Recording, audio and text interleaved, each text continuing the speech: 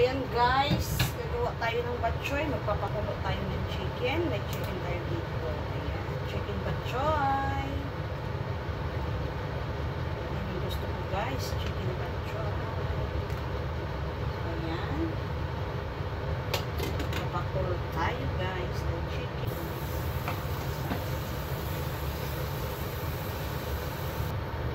So, kumukulo na siya guys. Lagyan natin ng more. Ayan. Tapos, lagyan natin siya ng asin. Ayan.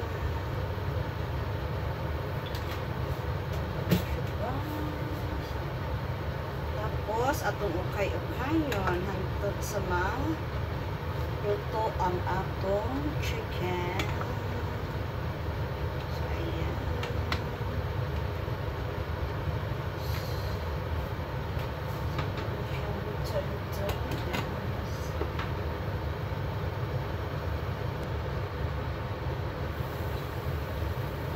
Malasa na siya guys. Ayan, pakuluan pa natin. Ayan, guys.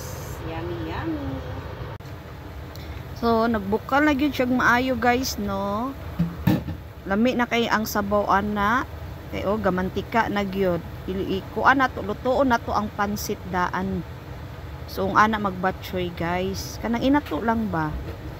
Inato lang good kay kuan manggod ang panahon di karon guys sa Hong Kong kay ulan-ulan nya lami kay isigop og sabaw ba lami kay magbatchoy gabi pa og nahuna no nga magluto ko og batchoy sumuo lagi na kay kuan lagi kanang gusto ko og sabaw na nagpalit ko pansit nya kanang manok ako ana nang tinago sa ref kay kung magluto kay ko sa kong amo di man ako hot doon so kung gibutang na sayahong akong batchoy guys unya naglaga na po ko ana og itlog una na po ko itlog na nilaga nya ako pong butang-butangan og itlog nara itlog nya to nang sabawan siya guys so ana gyud ka simple ang akong batchoy inato lang good okay kung special mahal-mahal man pud to good nga na lang inato muna na ang akong paniud to so bago dai ko muhawa diri sa balay no maniud to jud ko daan ana kay